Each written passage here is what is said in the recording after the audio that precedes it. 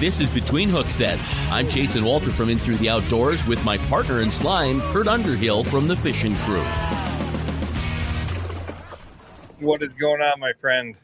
You know what? I'm enjoying a peaceful Wednesday. The weather has cooled down a little bit. Yesterday was gorgeous. Today a little bit warmer, but the dew points are down, and I'm all with it. How about you? Yeah, not too bad. Just busy, working on some stuff, getting some stuff. You know, everybody's like, when do you start playing the Gov Cup? It's usually before it's over, but working on stuff for next year. And right. Got the Battle Branch Adaptive Walleye Tournament. I don't know if people have seen the video that got put out, the 17-minute YouTube video. Oh, that's amazing. I shared it. It was an amazing event. And go to the Fishing Crew. You can see that on there. And then, getting calls from other people that want to do another one of those. So we're busy planning that stuff. And and then we got the Fall Brawl coming up here at the end of the month. So that's all getting in the works and just been busy, man. Yeah, I get you. Lots happening. Shout out to everybody that yelled out my name and said hi at the AFTCO Walleye Throwdown. That was amazing. You know, it's just great to know that that people are out there paying attention, right? Because why would anybody know who I am? So it's or who we are. Well, you've been around Pierre for 20, how many years? 18. Okay, 18 years. Yeah, so 20 years, close enough, right? So a ton of people know you there. But when I come to Pierre, there's always someone yelling my name, and I appreciate it. And it's all because they watch Between Hook Sets. And tonight we're going to celebrate the life of a young fella that was in a horrible accident, and he had the ability to survive that and then go on and fish a National Walleye Tournament tour and weigh 72 pounds. Truly amazing.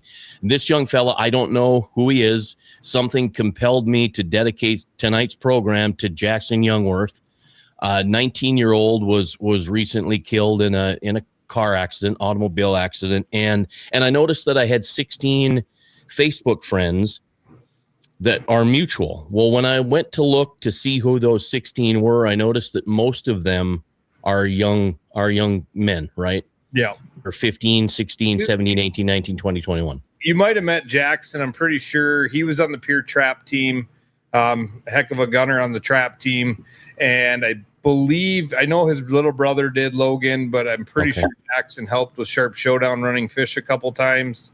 You might have met him in passing there, or usually you're stuck in the trailer, so you don't get to see all the things that go on. But he kind of helped her out around.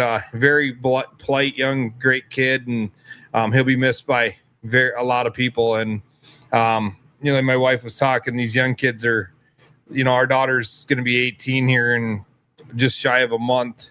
Or just over a month, I guess, a month and a couple days. And their class, they lost one last year. They've been taking a beating, And it's tough. That 16-year-old today from Highmore, I mean, I tell you what, and I, with a 19-year-old, every time I see, 18, 19 in the paper or on Facebook, I am running and looking because I'm a little freaked out. Now I'm a nervous dad hoping that everything's all right, because good stories like tonight happen and bad stories happen, and it's unfortunate. So, we're going to dedicate tonight's program to Jackson Youngworth, who unfortunately left this earth way, way, way too early at the age of 19. Uncle Lou, how do you do? So without further ado, then let's bring Gage on. This should be a fun conversation here, because an amazing thing. I ran into a comment some time ago from Mark Matt that was an interesting comment, because I was puffing feathers of Bo and all these young guys out there, Jaden Wendell, and just puffing them up because they're doing an awesome job. And Mark Matt said, "What? No love for Gage Backman?" And I'm like, "I'm sorry, I don't know that I know Gage. You can't know everybody." Then I go and I go, "Oh, well, we're Facebook friends." And here again, you can be friends with someone on Facebook, but it doesn't mean that you know them, right? So then here I am watching the National Walleye Tour, and you roll up in a wheelchair, and I'm like, what the hell? You know, I mean,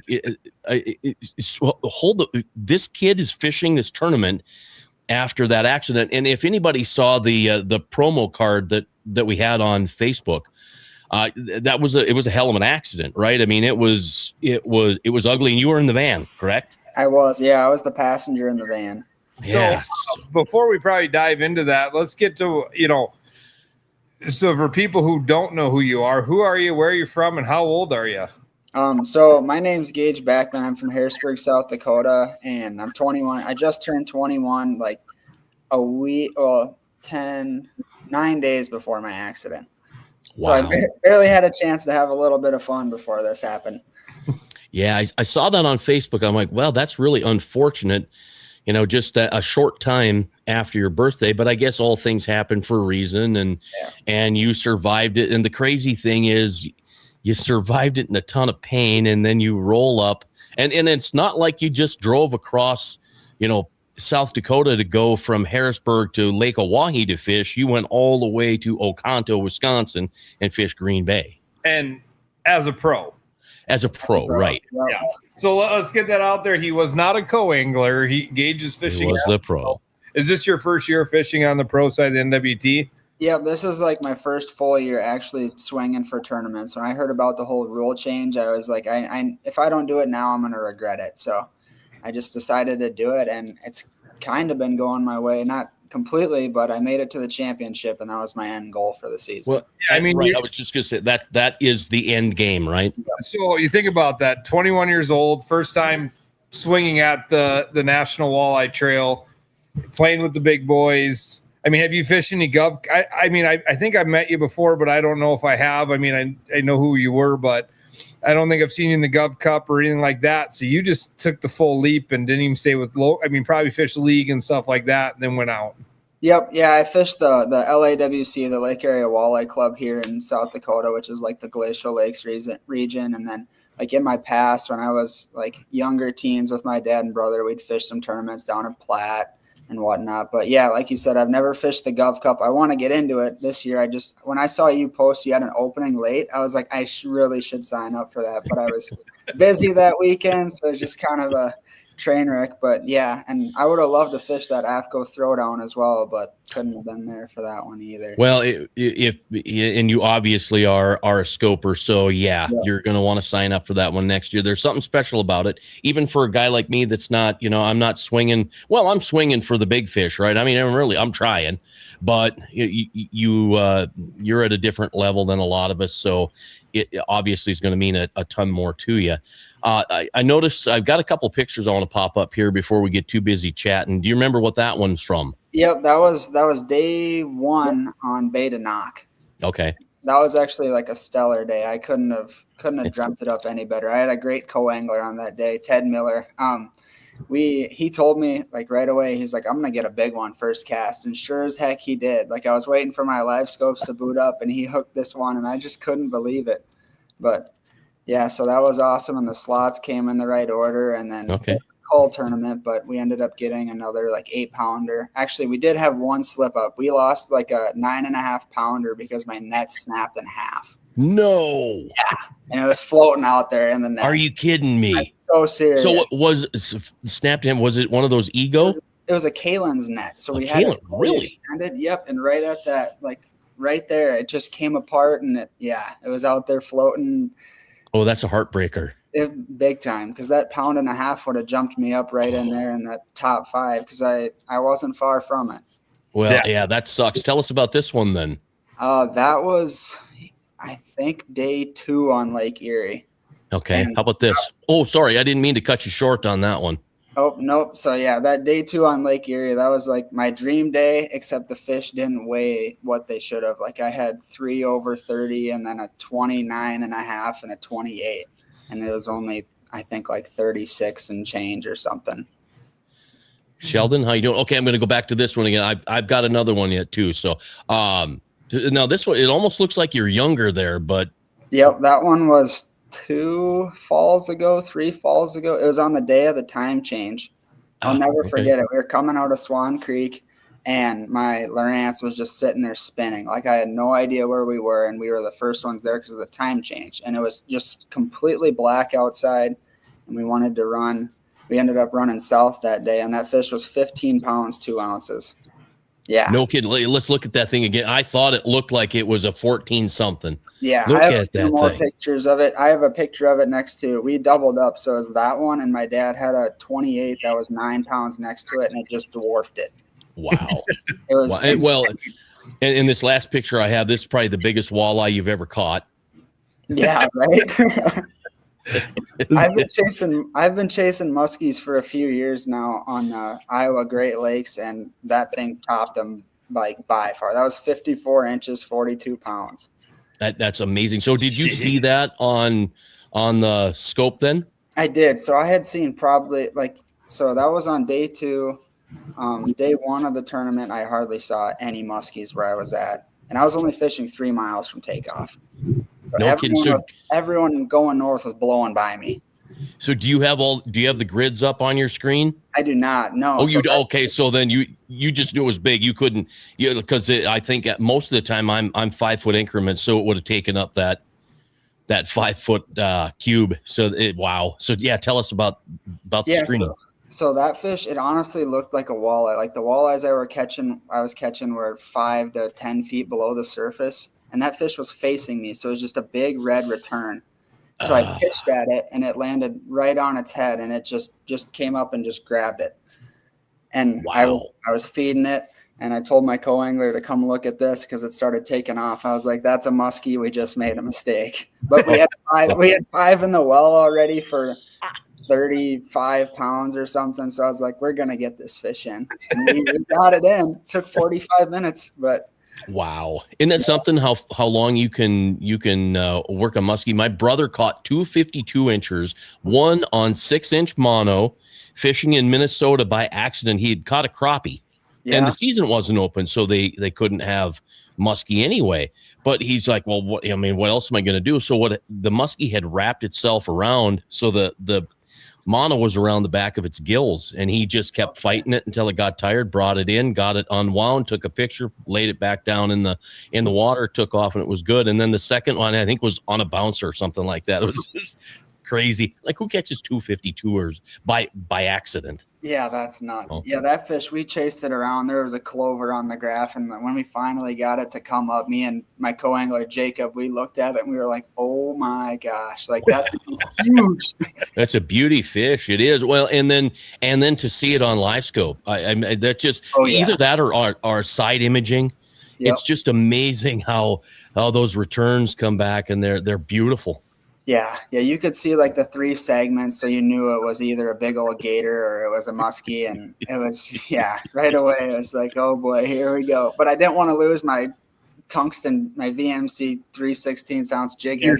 $10 head. Yeah, right, 3/16 jig. That's funny. That's so. Yeah, so you are a muskie hunter then. Yeah, so I like to fish them here and there. I don't know if you can see them, a couple muskie rods. Oh yeah, okay. There. All right, you got the big rods. Yeah, those things are they're huge. They're fun. Yeah, they're all like 8 to 9 footers, medium heavies with 50 to 80 pound braid to 120 pound leader. Well, so you're 6'6", 7'2" rod you were casting with 18 pound was not. Well, that was a 7.6 JTX mag medium light. So no kidding. Yeah, 8 to 8. It was 8 pound braid to 8 pound leader, and it was a fun fight, that's for sure. Wow. So so the drag was your friend. Yeah. Oh yeah. And especially like with this hand, my finger was wore out after that. So that's how you're holding the rod then, is between the whatever ring finger and the pinky, or. Yep, I reel with my left hand. Yeah, and I put the rod right here in that crotch. I wondered. I'm like, okay, I wonder how the heck he's doing that. Yeah, and I kind of have to chase the fish a little bit after I hook them, because, they just, like, those Green Bay walleyes fight so hard compared to our South Dakota walleyes. It feels like they're just angry. So let's get a little bit into the accident. What happened? What were you doing? kind of that stuff, and then we'll find out more about. I mean, you're going to keep holding that hand up, I'm guessing, in the story. So let's talk how you got this way. Yeah, so it was start work at 7:30 in the morning. We had to be at a client's house. His name's actually John Wessel. I'm sure you guys have heard him. He fishes the NWT as well. We were meeting him at his house, and so our business is right off the T exit, and we were headed eastbound on it's Highway 106 271st, and we pulled out behind two front end loaders, and there was no traffic coming from the east headed west. So, and as a dotted line, the whole works, like we were fine. They had their flashers on, so we had no idea they had intentions of turning. Yeah, no clue at all. So my coworker pulled out to pass, and we got past the rear one, and the front one went to turn north on, it's called tall grass. And all I saw was this bucket like kind of coming across the lane, and it hit right behind the fender of the passenger front fender and just ate the whole side of the van, as you could see in those pictures. And like my jeans I caught like a tooth or something right in my crotch area from a tooth from the bucket. Yep, and it just completely snapped my femur on the spot. It was wow. And I saw the pictures of the van. I didn't see if you loaded any, but you're lucky. I thought you were driving, and there was left to the passenger side. You're lucky to be here talking to us tonight. Yeah, my surgeon, after he saw the pictures, he was like, I can't believe you're even getting surgery. He's like, you should not be here. But yeah, I ended up being airlifted to the I was in there for 40 to 45 minutes before they could use the life of Jaws to get me out, the firefighters. So I was very thankful for them to be, and everyone else who was there to support me and get me out of there. Like, I couldn't see anything. The whole front of the van had caved down in front of me, and the right side was all like shrapnel, so I couldn't see much. I could just talk to people from my left, basically, from the driver's side. Wow. So from what you remember, did the loader guy back away, or was the loader there until the fire department got there? Or? No, so we ended up, after being hit, we took the ditch. So we were sitting in the bottom of the ditch, and the loaders, they pulled down the gravel road. And they came back and were asking if I was okay and stuff. And it was all kind of a blur. I just remember like kind of faintly talking to him and my coworker and the police and the firefighters, the whole works. And like looking down at my leg, it was exploded. Like it was twice, if not 2.5 times the size it normally is. And that bone was just pushed up in there. And I swear my foot was like 5 inches from my kneecap. Like, I looked like I had a midget leg sitting up there. It was the most disgusting and frightening thing ever. So you had a complete fracture, and was it compound? Did it go through the skin? It did not go. It did not, but it went up. It broke and then came up. Oh wow! Yeah. Was your pain? Were you coherent enough to have pain at a 10? Oh yeah. Okay. Oh yeah, it was awful. Yeah, and then the fireman, and my hands too, like it's a miracle my face didn't get all messed up. So I don't know if I went something like this, because I had glass and just cuts like just a ton of stuff wrong with my right hand here. And then I broke these fingers and tendons here and a couple lacerations on my right arm there. But it was kind of a miracle that nothing happened worse than what did. Yeah. I mean, it was pretty close to the torso, right? I mean, yeah. Man, I'll tell you what, that could have been catastrophic. Well, thank God you're here to talk about it and tell the story. It's just this close, right? I mean, the rest of your life. And do you have that feeling? I've had it happen before, where I've had some near misses things. I'm like, some guardian angel or something just saved my ass. Yeah, I definitely had a guardian angel right next to me, and God was 100% on my side that morning, because looking back at it, I really don't think I should still be here, but without him, I obviously wouldn't still be here. Well, the good thing is you are here, and you don't have to question that anymore. I mean, that was the plan, right? That's where here's where you're supposed to be. So it's fantastic.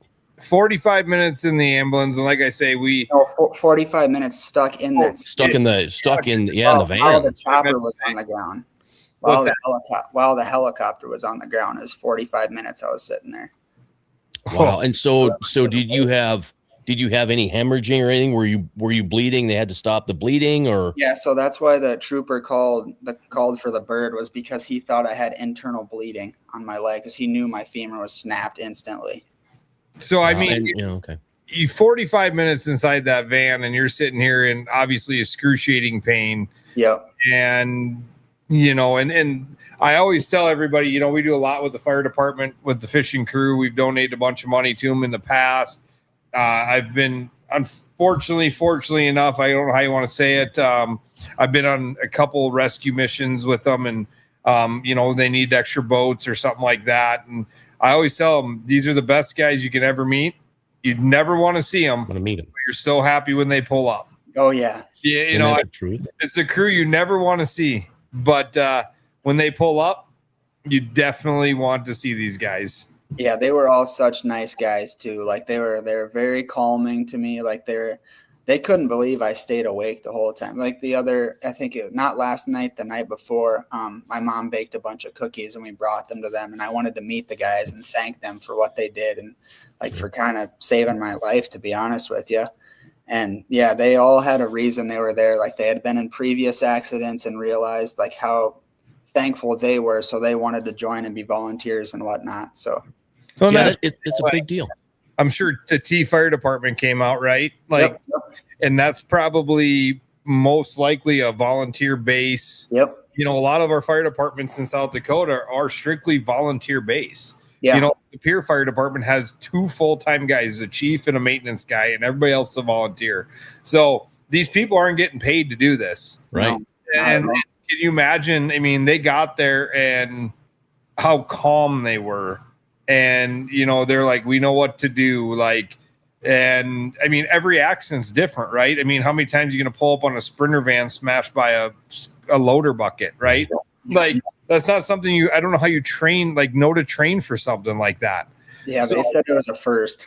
Yeah, and you get there, they're so calm, and they're just figuring out a plan. There's no it's utter chaos, but they're not showing it. Right. But you want to so bad.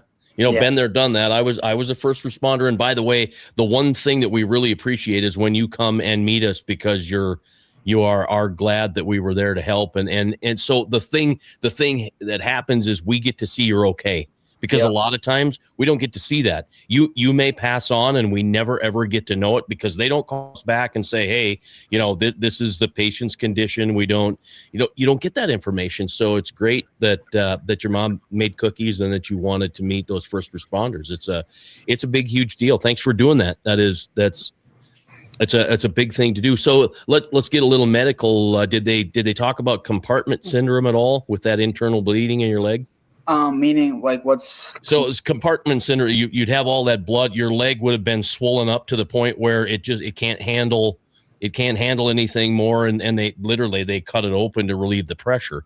So a lot of times what it'll do is it'll stop blood flow to the rest of your leg, and you could lose your leg. Right. Yeah. Did they talk about how close? No, they didn't have to do that, but my hemoglobin levels, I know that's one thing that was very frightening, because it was at like a 14 and it slowly started dropping. Like it was at a 7.8 the following, like the day after. Even lower. Yep. Oh, yeah. Wow. 7.4, then 7.1, and you can't get blood unless it's below a 7 or something. So we were just kind of really monitoring that, and then it finally started going up like my 6th day in the hospital. So you must not have damaged the femoral artery or anything then. Yeah, I don't really. Well, my femur snapped completely in half, like right. bone did. But I don't really know. I just know that my blood levels were fluctuating like crazy. Wow. You get an airlift to the hospital. Mm-hmm. You're in the hospital, and from what I remember the interview, you told the doctor, I got to get out of here in 10 days to go fish. Yeah, literally. Well, that was the first thing I told it was the state trooper, because I remember a big round brimmed hat. He was like, how you doing, buddy? I was like, not good. I'm not going to be fishing this NWT event. Only thing that was on my mind. He was so confused. I was like, it's a National Walleye Tour event. It's a fishing tournament that I need to be in. and then let me pop up the picture. Yeah. And what the Then he looks at you and be like, "We need a head surgeon because this kid's delusional. What's Yeah, he going to fishing tournaments for?" And then like right after that, like you're not wrong too. He was looking at my head, and I was like, "Why is he looking at my head?" And it was bleeding. There was a gash on the right side of my forehead, and it was bleeding the whole works. So yeah, he could have partially been thinking that. wow. So Yeah, you get airlift, you get to the hospital. Obviously, the crew at the hospital took great care of you. You know, I mean, you're not even casted, are you, on your leg? No, so they put a titanium rod in my leg, and it'd be, if I was on my phone, it'd be easier to show you, but they kind of cut X's like in my legs, and they ran screws through the muscle and into that rod and through the bone and whatnot in a few different areas. So do you got a rod sticking out the back of your butt then or something? Or no, they like made an incision and shoved the rod through the bone, I believe, and then ran screws into multiple screws. Well, I saw your bandages. If you go to that wheelchair picture, you can kind of probably see where they hit X's, because I kind of noticed, you know. Yep, right. I got those, and then I got them up on my hip. So wow. You're laying in the hospital, and obviously, how many days were you in the hospital? 6 days after surgery. 6 days after surgery. So 7 days total probably then? Yeah. Because you got the day you were there. They probably did. I'm guessing they didn't wait to do surgery on you. They're like, we got to get this kid in now. Yeah. So that happened. I don't know if I got to the hospital at 9 a.m. or what time it was, but I didn't get into surgery until like 6 o'clock at night because there were so many other surgeries before me that needed. Really? Yeah. So I was laying there just waiting. And I remember they wouldn't give me any water. They'd give me a sponge that they dip in water, and I could suck on the sponge because I can't have, like, they didn't want liquids in my body and whatnot. But I remember I was just not a happy camper sitting there. I was so thirsty and just frustrated, and I was hurting and the whole works. So did they have your leg in traction then? Did they pull it apart? Yeah, to get me out of the van when I was sitting on that chair. They had like one of those little braces that they're trying to get under my butt, and I could kind of move myself a little bit, but I couldn't. And when they finally got that thing on and strapped, it hurt so bad. I would never wish that pain upon anyone. And then I remember them trying to, like, there was one guy pulling my good leg and one guy pulling my bad leg, and I just remember like the pulling out, and there was like the worst pain ever. So you get to the hospital and you're like, okay, at what point did you say, I'm going to the National Walleye Trail in 12 days? Well, that was my dad more than anything. After I was laying in the bed for, I think, 2 days, he like pulled the doctor aside and he was like, so he really needs to make it to a fishing tournament here soon. And like the doctor was like, so what are you asking after the conversation? He's like, you know exactly what I'm asking. And he gave me the go ahead to go. And he's like, if Gage can tolerate the pain, he said, go for it. If he really wants it that bad, he deserves it that bad. So that's cool. So obviously you can't drive. Oh no. So your dad or somebody takes you out, and now but as a pro, were you driving your boat, or did your co-anglers? Because usually you have to drive. I don't know. Yep, I was driving the boat. I was doing lefty. No kidding. Yeah, it was a little bit of a task, but I could do it. But yeah, so we had a convoy rolling down the road. Eastbound on the interstate, we had a convoy going. My dad was driving my pickup, pulling the boat. And my mom was driving a Sprinter van that we rented from Auto Works in South Dakota. So yeah, my dad took some seats out of the back of that and threw a lazy boy chair in there. What the hell? Okay, you know what? Whatever works, right? Yeah, so I sat on that lazy boy chair with my seatbelt on, and I was able to recline. I could, just because my leg needs to be elevated, otherwise the blood flow deal, it just with me big time. And my hands too. Then that bouncing on the highway, was that painful at all, or was it a pretty comfy ride? There was enough cushion there. It wasn't too bad, honestly. Okay, so Jody says pain's crazy. Don't know how you stood it. Plates and screws in my ankle, and it was worse than having a baby. Yeah. Wow. I'm going to get this one before we lose it. Samuel says that's a hell of a mustache. Nice, Sam.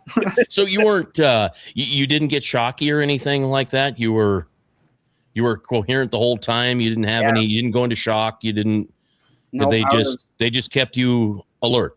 Yeah, I was awake the whole time. I was sitting in the van. They kept talking to me, like different people kept coming up, and I was kind of able to hold not really conversation, but they would ask me stuff, and I could answer everything they were asking. Like I knew where I was and everything about me. But yeah, thank goodness they put me under for that surgery though, because there's no way I stayed awake for that one.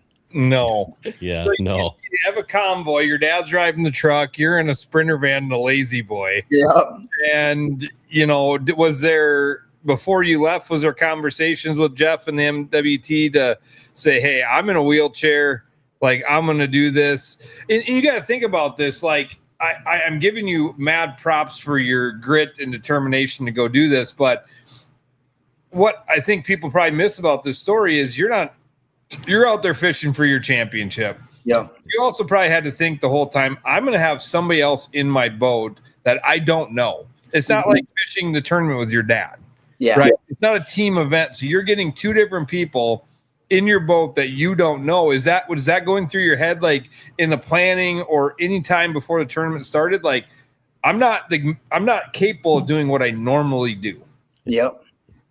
Yeah, so we ended up calling Jeff like my second to last day of in the hospital. We gave him the whole rundown and whatnot, and at the end of the call, he ended up saying a prayer for me and my dad, and it was awesome. I was very thankful for him to do that, but yeah, so that whole co-angler deal, it was something in the back of my mind. Like I was really worried about that, knowing I wasn't going to be with my dad.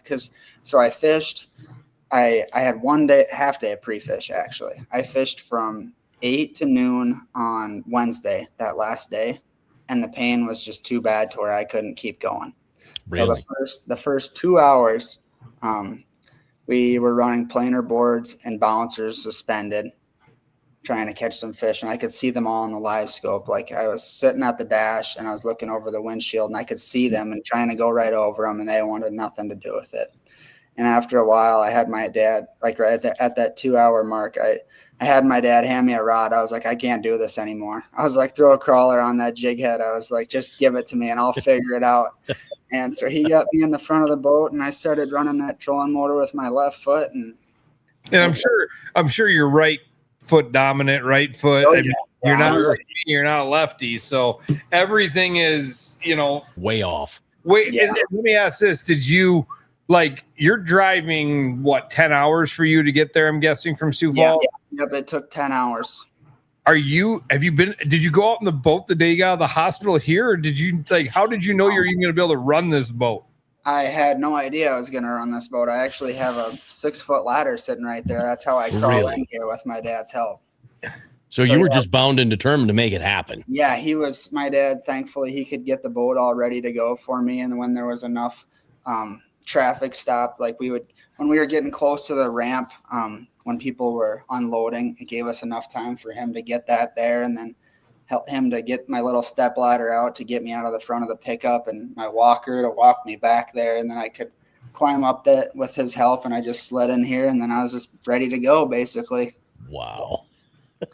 Yeah, it was something. It was a sight, that's for sure. Amazing. Let me, we take it for granted all the things we have to do in a boat during the day, right? From front to back, trolling motor up and down, just getting the boat in the water. We take it all for granted. If we were to have this conversation, none of us would, it's second nature, right? You get to the boat ramp under your back straps, you go through your routine, and in the water you go, and that's what it is. What was like that? Like, there's so many mental games to this, not just to catch a fish, but just even get to your spot.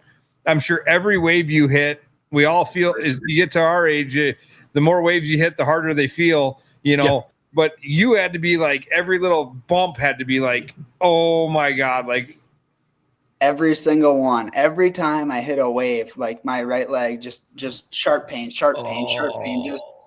but I was just like, I need to get through it. Like I'll be fine. So, okay. So the first 3, 4, 5, 6, you're like, okay, I think I got the pain thing handled. Did you were you able to block a little bit? Like fish wise? Just the pain of every time you hit a wave with your leg. So I tried bracing myself, but it didn't really work that well.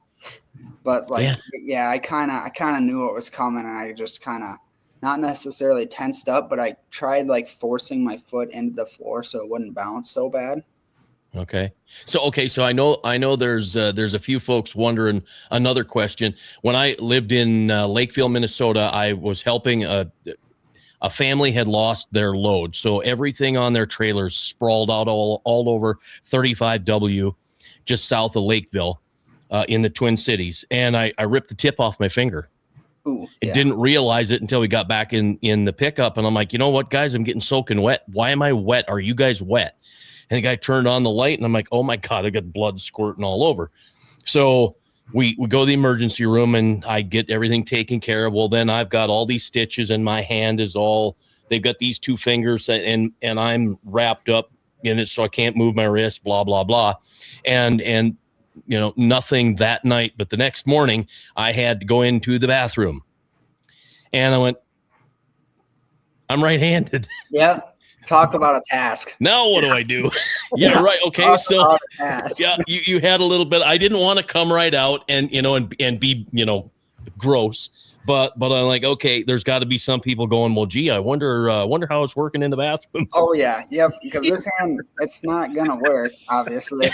So you learn how to do everything lefty fairly quick. But I mean, it's all the little stuff from starting the boat, right? I mean, that's right-handed for you, to putting into gear, to you're probably looking at Tom Wind and saying, "Give me your hot foot," but you'd have it mounted on the other side because you're right. Oh yeah, if it was on the right side, I'd still been screwed. Yeah. So I mean, literally everything you got to do. So you stick through this, and you get out there. And what are your like? I'm guessing you talked about, waited for time to get in the water. I'm knowing tournament anglers, with the exception of a few, I bet everybody was like asking what they could do to help you or giving you more time there was nobody that was pissed off because, oh, look at this guy taking up the boat ramp, Yeah. And I was the first one to tell you that I get irate at a boat ramp, but it's something in a situation like this. Like, I'm the most calm, cool, collected guy. You want to spin me out, be an idiot at a boat ramp. This ain't being an idiot. This is literally battling through an injury. Yeah, it took a little bit more time, but most of that was like getting the boat ready. But yeah, so even on the water and when we were waiting to launch and whatnot, like through the national anthem and all that type of stuff, my co-hosts Brian and Jacob were awesome. Like, I had to have them drop the trolling motor for me, and like when we were fishing, they had to lift up my graph mount and like put crawlers on through all that stuff. But you can't even tie a jig. You can't even tie a jig on. Yeah, I tried to run what I had tied on, and I had a custom death jig tied on that Ted Miller, awesome guy from my day one co at Beta Knock. He lives in Green Bay there, and yeah, he made a bunch of death jigs and gave me a couple of them, and they're the real deal. But then again, then my jig heads, I always use just those VMC tungsten red lines. Like I had a bunch of those tied on my rods, and it was just, I was running crawlers no matter what. There wasn't an if, and, or but about it, because I couldn't put a plastic on. Crawlers are a little bit less sturdy, so I could attempt to feed it on, but yeah, my co-anglers were having to help me with that. That's for sure. So are you sitting in the front of the boat, or are you sitting at the driver's seat most?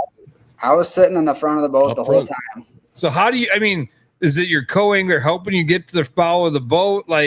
Yep. So I had to brace my arm on his shoulder, and because my left leg's still good, and I would just try to jump myself up there as high as I could, and I just slam down on that rod locker, and then I'd hop and get on that chair and spin myself around.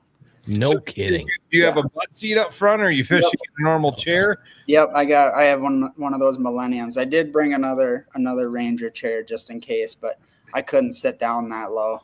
So you were okay leaning then? Well, I sat on it. You did? Okay, you put all right. I could sit, yeah. Okay. So yeah, geez, man. I mean, I'm just thinking of all the stuff you had to just to get to even throw the first cast. It was a Right. train wreck. Yeah, it was a process. It took 5 minutes, at least 5-10 minutes, just before I could even like get ready to go up there. Well, okay, so wait a minute, before even that, you got to find fish. You got to find scopable fish. So that had to have been 180 degrees odd because of the run and everything, right?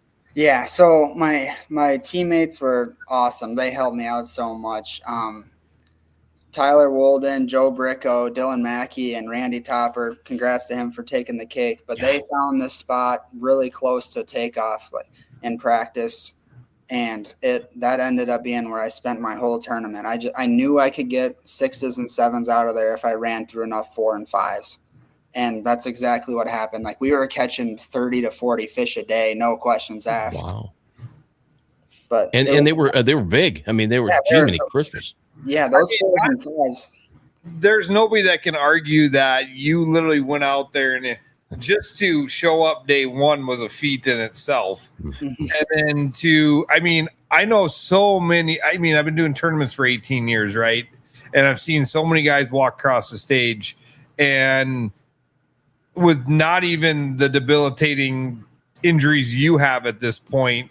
And I've got guys, we got Daryl Peters, who's a hell of a fisherman in a wheelchair, but he's not 12 days off an injury, right? I mean, and everybody adapts and overcomes what they do. But just to keep the mindset of not putting the first 5 fish in your box you catch and driving in and saying, I weighed fish. Yep. I weighed fish. So many people would have went out there and caught 5 fish and drove right back in. That was going through my mind. I was like, I'm completely fine with 25 a day, but in the back of my mind, I know how competitive I am. I'm not doing that to myself. I was like, I know I can get 6s and 7s out of here, maybe an 8, like here and there, but I had to do it. And yeah, so I think our first 5, we had 5 fish like within the first third of our first pass, and then it was just dead. And I was really worried because I was doing like 1.5 mile, 2 mile long drifts. And yeah, so it was dead the rest of the time. And I looked over at Brian. I was like, am I going to regret not throwing those 5s in the box? And he's like, no, we're going to get them. So we bumped in a little shallower, and within 5 minutes on that pass, we had a 7 in the box, and we had a 6. And then it was 5s, 4s, 5s. Like I was kind of just throwing at everything because I was just looking for those small upgrades. I was just working on getting stuff over 6 pounds. In the box. People know this was a no-call tournament. So it's how you box the 5-pounders and you could sort them, right? Yep. You're making that conscious decision, knowing you're at a severe disadvantage. 1, you have no pre-fish. 2, you can barely move around the boat. Yeah. And and probably in pain to the point where the one wrong move ends the entire day for you. And that did happen to me. We had I had to have been pushing 8 pounds, a 7.5, 8-pounder on day 1. And my co Brian was reeling it in, and I wanted to net that fish so bad. It came to the surface a couple times, and I can't reach it from the chair to scoop it. So I made a really dumb decision to try to get down on my knee and do it. And my knee popped and twisted and all that type of stuff. And I had to lay on the front of that boat for a little while before I could get up. Wow. Okay. Now here's another one, Kurt. Hey, hang on. This just came to my mind too. Okay. I'm out scoping, right? And I've always got the rod with 2 hands. So I'm 35 feet this way. Right. And I'm just chucking it. I'm doing whatever I'm doing. Not you, because now all you have is your left hand to throw, and your left hand does not know how far 40 feet is, right? I mean, not at all. Okay, so go through that experience of the whole. You're casting with your left hand. I was underhand not knowing. At the time. Yeah, I was pitching underhand, and what was really frustrating is on day 2, it was flat calm. So you had to pitch past the fish, but they would spook at 40 feet. So trying to max out at 60 feet and have it accurate to where like I could get it out there and then reel it by. And then I was trying to take as many of them as I could to the bottom, because then once they eat it off the bottom, I can reel up that slack and then I can stick them, which was fine. like lefty, I could get enough oomph to them, but when they would want to eat it up, that's when it was hard for me because I couldn't flip the bail. Sure. Yeah, right. Eat them as far as I could with the rod tip, and then I'd have to set the hook, and over half the time they were coming off. Ooh, I just wasn't able to hold the rod here and feed them, and then it was kind of a train wreck. But so I mean, one lesson we're learning, even when you get better, spend days practicing with your non-dominant, right? So. I mean, like that's one thing I'm taking from this because I'm very left-hand dominant, right? Like I couldn't write my name right-handed. Like I can't do anything, but I've always been able to cast or reel or, you know, Jason gets in my boat or I get in a boat with him and he's mad that the reel's on the wrong side. And I'm like, I don't care. Is it uncomfortable? A little bit uncomfortable? Yep. But guess what? I can do it. You know, I can.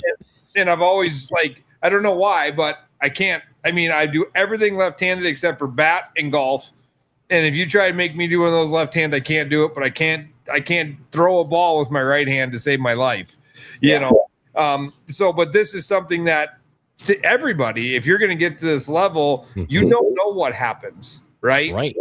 I mean, you could have just broke fingers and not your leg, and you'd be in the same boat. Oh yeah, it'd be a train wreck still. You know, you're in the same boat with the casting platform that you're on. So, but yeah, I mean, like going back to your netting that fish, like there are so many things that you do instinctual, like getting the boat ready, like to go down and net that fish. Like you've got to sit there and tell yourself, I can't do that. Yeah. Yeah. Right. That's hard to do. That's really hard to do. I cannot bend over to net that fish. I cannot, you know, I can't jump up to set the hook on this thing. You know, there's things you just, and I mean, your body tells you, but you try to preserve yourself from not laying on the floor for 20 minutes because you do these things, right? Yeah. So you're 40% limited right off the bat, right? Yeah. Wow. Yeah, I wasn't. Yeah, it was frustrating, like to say the least. Like learning how to do all that stuff lefty, and I'm like you said, Kurt. I'm not dominant with my opposite hand. Like I could not be ambidextrous to save my life. There's no way. Yeah. And so you get out there and you get on these fish and you do pretty good day one. You go back at the end of day one and obviously you're kind of the talk. The interview was Cardenas on day one interviewing you. I mean, everybody's kind of staring at you. The whole crowd's got to be looking at you like, what is this kid doing? Yeah, everyone's kind of confused. That's for sure. I don't know if there's a lot of people thinking I was an idiot for being there, or if they were surprised, or if what was all going through people's minds. Make a wish, whatever it happened to be. Right moment, but one tough young dude. Congrats for keeping your chin up, pushing forward as tough as it can be. The true meaning of anything is possible, 100%, right? Yeah. And so you get out there day one, but then you got to go home, and I'm sure you're beat to crap. Yeah. Like, you probably don't even want to eat at this point. You just want to relax, and yeah. Yeah, I got my recliner on the way back home, and I slept until I think we stopped in La Crosse on the way back. I'm talking after day one. Right? Yeah, just day one. Oh yeah, after just day one, yeah, I was. Well, that was the longest. After day one, that was the longest I had been awake like since surgery. Yeah, I was able to take a nap on my half day of pre-fish before the rules meeting, but yeah, that was the longest I had been awake, and I was beat. And you've done this whole thing with a smile on your face. I mean, every time I've seen you, there's a smile on your face. So here's the other thing that just hit me. So when all is said and done, right, God works in mysterious ways, right? Yep. So you're all healed up. You're forced to fish. Now I'm guessing you're fishing with your left hand in the championship too, right? I mean, for the most part. Plan, yeah. Unless, I mean, my hand, it's getting better through the PT and OT, but it's gonna be a miracle if my hand is halfway decent by then. Okay, so you've got time working on the opposite side of your body. Now all of that's healed. And what spidey senses do you gain from that when you go out and start fishing the way you normally fish? And now you've got some stuff going on over here that all of a sudden makes things even better than, and you wake up one morning or go to bed one night and go, thank God this accident happened.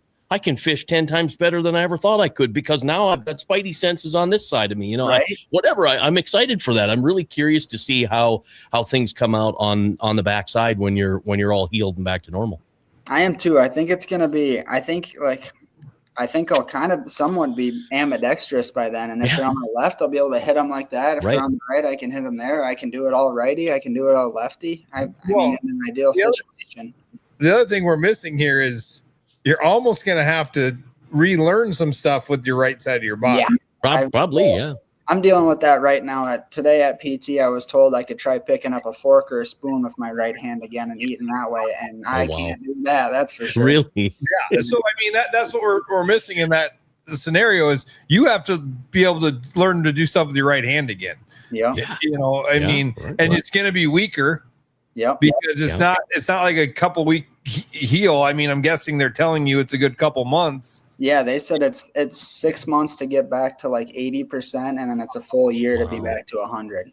Yeah. Yeah. Wow. So you got a road ahead of you, but you're making the best of it between, you know, what, 10 was it 10 days or 12? Was it 2 weeks? Yeah, 12 days for the 12 first days, okay. day of the tournament.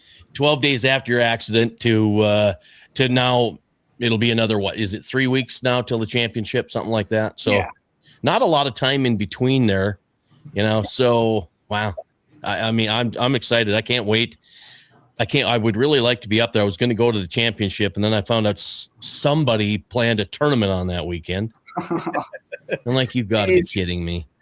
So yeah, we're going to have to watch it from afar. Before they did or not, I don't remember. Yeah, I don't know what it is, but I can still hack on you, Billy. Yeah. But, you know, so you go out day 2, you're sitting in pretty good place after day 1. I mean, there was a lot of weights right there, but you're sitting in a pretty decent spot. Go out day 2, and it's not rough, flat, calm, which throws a whole nother diversity to scoping. Mm-hmm. You know, like you said, you got to cast further. Then you come in, and what place did you end up overall? Like, I think it was either 53rd or 55th, which was very frustrating because I was like 3 or 4 pounds from cashing a check. Dude, there's so crazy to think. So many people wouldn't have went, and nobody would have faulted. We'd have you on if you got dead last for going to do the thing, right? I mean, that's the thing is, you had people that were fully capable, full good health, that you beat 75 other teams. Yeah. You know what I mean? Yeah. And you're at a severe disadvantage. So don't be disappointed in that. But you were going into the event. Where were you sitting at Angler of the Year wise, points wise? I was an 18th for Angler of the Year coming into this event, and I dropped to 25th, which I'm not mad at all. Like, I just wanted to make championship, and I did. So well, I mean, here's the thing: after second to 40th, it's making the championship, right? Yeah. Yep. You're second to 40th. There's no prize for second, third, fourth in Angler of the Year. It's winner take all. So unless you're in contention to win that, it's just the goal to make the championship. Right. Yep. So yeah, you're in. We do have a couple comments here I want to get in. Go ahead, Brian. I'm going to take a drink. Your determination on the fly, overcoming the obstacles just to fish the National Walleye Tour. I'm astonished how you did it. Yeah, it was something. And then let's see. I was a giant of a man sitting next to you and your family at weigh-in, so at least you weren't only halfway handicapped dude sitting there. Yeah. Oh, T-Rap. Gage has a smile on his face his whole life. The guy loves the outdoors. Yeah, that's fantastic. And here again, shout out to Mark Matt, who dropped a comment and said, "What? No love for Gage Backman?" I'm like, I don't know Gage, And then I went and found out we were Facebook friends. I'm like, and then I started paying attention, and then all of a sudden, here you are. I get to know you because I'm like, oh God, this guy, I just met him through Facebook, not in person. I'm like, he just had a mass, did he die or what happened?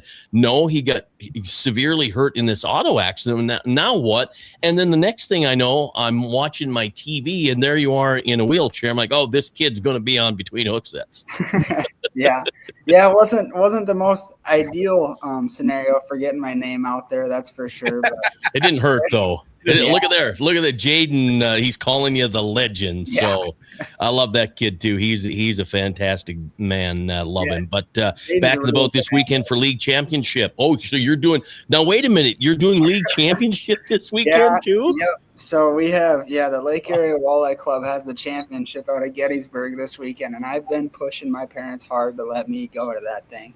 And wow, I got to ride up with a couple of guys tomorrow around noon, midday, and if I can tolerate being in the car for that long, I'm gonna get in that boat because I've been watching the weather, and it's gonna be like 10 to 12 mile an hour winds max, and ooh. I mean, I think I can do it. Yeah, I won't really fish, that's for sure. But I just want to be there to support my teammates because, I mean, we all want it bad. We want right. Fish league with what? Ethan Bartholow and Connor Bauman. Gotcha. Okay. And where's the championship at? Gettysburg. Okay. Oh, so you're out here. Well, yep. We'll be out. It's this weekend. So are you going to be at Browns again? Well, we'll be out. I don't know if it's going on. Or is it West Whitlock? Oh, I'd have Brown, Southwood, Bob. Well, here's the deal. I'll be out there. I'll find you. Go to Bob's. Out of Bob's. Okay, I'll find you. Yeah, I'll have to swing by for weigh-in then. Cool. So you're heading out there for championship, and then you got the championship in Chicago. And so it's not like you just overcame one thing. You've got a couple things to go, and honestly, like if outside a tournament, how much do you want to get into a boat right now? Oh, it's not. I'm sitting in mine right now, and if I could, like, before the accident, I was in here every night doing something. Sure. Like, whether it was rigging something up or organizing tackle, like, I love just being in the boat. It's probably my favorite thing ever. Okay, you are going to be at Brown's Hunting Lodge, so that's a place to be. Love it out there. So I'll see you there for sure. I stay north. I stay in Akaska. I spend most of my time out of Akaska fishing out of that. With whether it's like south of Mulbridge all the way to Dodge Draw, like that's kind of your spot, bread and butter. Yeah, that's where I like to fish. So you're heading out there, but I mean, right now, like just getting in the boat is not like you hop in like you normally do. So I'm guessing you're not right. The ladder. Yeah, you're gonna hate that ladder someday. I'm gonna hate it. Yeah. You're not wanting to spend as much time on the water right now because you want to sit there and concentrate on PT and OT and, get yourself healthy again before you hop on the water. And that's my main thing. Yeah. Like if this championship wasn't this weekend, I wouldn't be on the water until pre-fishing for the NWT championship. But you got to think of this too, is, not that obviously accidents, that we call them accidents for a reason, but everything you do now is exaggerated, right? Mm-hmm. And any wrong step maybe takes the championship out of your perspective. I know that's what my mom keeps telling me too, but I just don't like to listen to that. She's like, she said, if you mess up or you don't ice, you're gonna set yourself back. And as much as I don't want to believe it, I know it's true. Yeah. Well, I mean, moms and dads know stuff. There's no doubt about it. As bad as you, and the one thing, I had back surgery at 22 years old, and we're invincible, right? I got a done back surgery. I felt great. I wish I'd have done twice the rehab I did, right? I mean, because today I can't bend over and touch my toes because I didn't give the full. I'm like, oh, I'm good. I feel wonderful. I feel better than I have in 2 years, so I'm fine. Yep. Don't have that mentality coming from a 41-year-old that had back surgery 21 years ago. Don't be that guy. Just say, okay, if you tell me to go for 6 weeks, make it 7, make it 7 because it's going to benefit you in the long run, and don't skimp on your exercises, what they tell you to do. Not trying to preach anything, but I regret not doing more stuff when I had my surgery, because if I would, I did what they told me to do, but I didn't do any extra at night. I didn't do, I phoned it in basically, And all it does is hurt you, right? In the long run, it's going to hurt you. So you get out there and you get championship coming up. You're looking forward to it.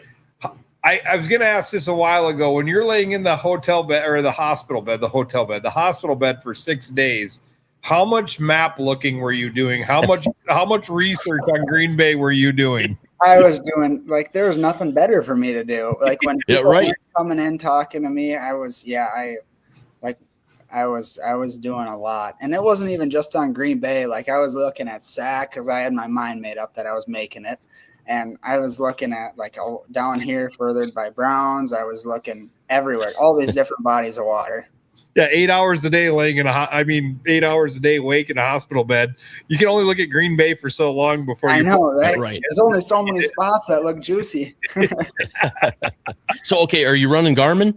I run Garmin. I run Lowrance's at the dash, and then I run the Garmin Live Scopes on the front. Okay, so one quick business question. I see we're almost at an hour here, so I'll throw this quick because I'm really kind of curious. And then we got the Mount Rushmore question. So the 42 or the 44? Are you gonna make the step up? So yeah, I had that 42 HD basically pre-ordered, and then my accident happened, and I realized I didn't want my brother to use it before I did, so I canceled it. No kidding. Yeah, I was like, yeah, it can hold off for a little bit. Okay, so you were thinking 42. I honestly, in whatever experience I've had, I'm going to buy the 42. Well, I'm starting to see the influencers like Nick Lindner and some of those guys are saying if you're fishing walleye, you got to get the 44. So I'm like, oh, thank God I didn't buy one. So see here again. Now you probably saved yourself because if you'd have had the 42, you wouldn't have spent money on the 44. Now you just get the 44 and it's all over. And it's done. Now it's probably smart that I didn't actually like stick with that pre-order because now I can see what everyone else thinks of it before I actually make a decision. Yeah.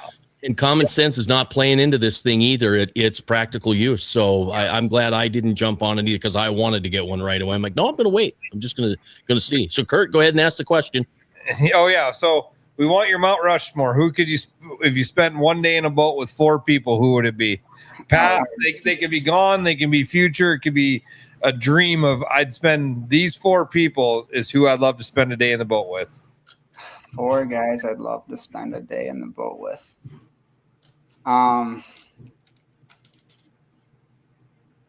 Can't really go wrong with spending it in with my dad and brother, but I'll combine that as one just because I like fishing with them. I think it'd be fun to fish with Dewey sometime just because like I just want to learn some of the stuff that he knows. Like so much, he knows so much about Oahe, and I think anyone could learn something from him. Like who else would I want to spend time with in the boat? I mean, last week we had Johnny Castro out there. Yeah, right. I mean, it could be anybody. Really. Oh, it can be anyone. It can be anybody. I mean, we had Bill Dance, Johnny Cash. I mean, we've heard a slew of people. But yeah, I mean, yeah. Just can't say Morgan Wallen. Yeah, no, I wouldn't. I don't know if you guys know who Sam Barber is, but I would love to spend a day on the boat with him. Yeah, all right. I think I've been to a couple of his concerts, and he seems like a down to earth guy. Yeah, he's become pretty popular. Yeah. Yeah. Okay. I guess that makes a ton of sense. I get it. Okay. Good 4. You know, and here's the cool thing. There is no wrong answer. Yeah. That was only 3. Dewey and Sam so far. Oh, right. Okay. So 1 left. 4th. I think it'd be fun to spend a day in the boat with like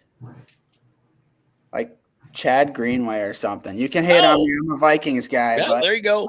I think he's another great guy. Yeah, I mean, we've had Trey McKinney thrown out there. You know, I think.